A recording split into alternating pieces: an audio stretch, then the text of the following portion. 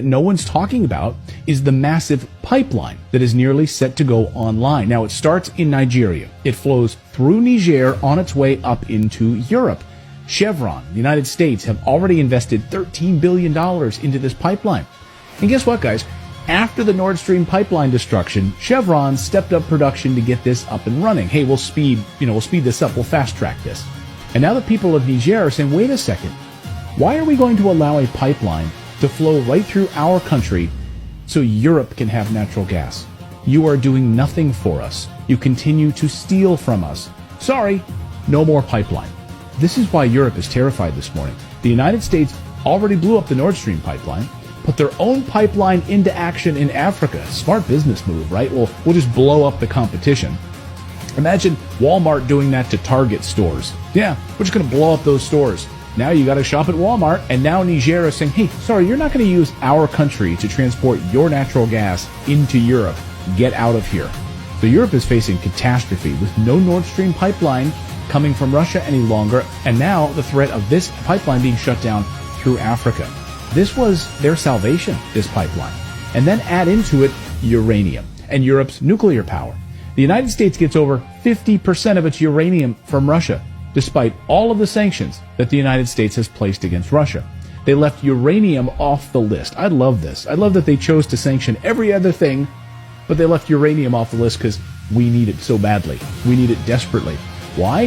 The United States is so heavily dependent on Russia for uranium that Putin could literally flip a switch, literally destroy the American economy by turning off the lights.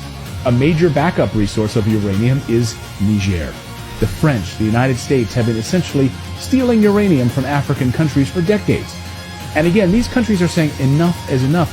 We are sovereign countries. Get out of here. We are going to keep our own minerals and make our own decisions. And Russia is giving them that option right now.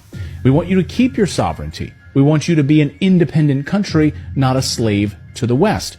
Listen to Africa Bureau Chief Musa Ibrahim explain how the people of Africa want to gain back their wealth, their minerals, stop giving it away to America and Europe. What people want is to gain back their wealth, back their uranium, their gold, their iron, their phosphate, their oil, their gas. And this scares the West because this means the true democracy will take place in Africa when people actually own their own land and the wealth of Africa does not go untaxed, unsupervised from the mines in Niger to the banks of Paris and the financial sector in Britain. And he's right. Niger's coup isn't happening in a vacuum. This isn't a singular event.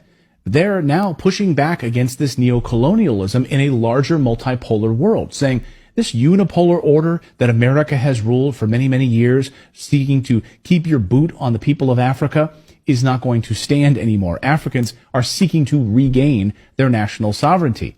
Africa saying, hey, we are rich in uranium, but we don't get to benefit from any of it because you steal it from us. We will enrich our own uranium, and we will sell it to you, and you'll pay us for it. No more theft. Africa is in the middle of a revolution right now. Take a look at this map, just published on Friday. These are all of the African nations that have now signed military agreements with Russia. And even a few of those in white are getting ready to partner with Russia as well. Damn, that's a lot of red. Now, we'll come back to that map in a moment. But first, this weekend, we saw dramatic developments. Russian flags raised in the air throughout the continent. First to Niger, the country that started it all. Russian flags everywhere. And according to France 24 news service, the government of Niger has now signed a contract with the Russian Wagner Group for security. And they need it because the coup in Niger has entered the point of no return right now. The people rising up against France, against the United States' influence in that country. The Western powers that have controlled Niger for decades are now being pushed out. And this weekend, the military leaders now say that Niger will no longer be a European colony. And they've demanded that all French soldiers get out now, get out of here, or face the consequences. Why does the United States even have troops in this country in the first place? Well, that's a great question. So get out of here, France, and get out of here, United States. You don't belong here. Over the past few days, the United States started dropping massive amounts of military cargo right near the Niger border with its warplanes. But that threat is not stopping the people of Niger. Tens of thousands of people marching in that country this weekend, celebrating their independence and shouting no to foreign military bases, no to poverty, no to the West stealing their uranium, their phosphate, and other minerals. Get out of here now. All of the ambassadors' offices to the Niger Republic Mission Service, the United States, France, Nigeria, and Togo have all been terminated. All of their offices are now officially shut down by the Niger government. The head of the military just made this announcement. So other African nations are now showing their support for Niger and starting to say the very same thing. Get out of our country. This weekend, the people in Senegal rising up against Western colonial governments controlling their country. The CIA, MI6, and other Western intelligence services are doing whatever they can right now, spinning their wheels, trying to hold on to power in these countries with their puppet governments. The people in West Africa are fiercely anti-American imperialism, so it wasn't a surprise then to see the country of Guinea announce they are supporting Niger as well. La République de Guinée réaffirme par ce communiqué sa vision panafricaniste en apportant sa solidarité à la population nigérienne. This is massive, and Colonel Douglas McGregor says the people who've had their minerals stolen for years are saying enough is enough. Get out of my country. The Africans are fed up with it.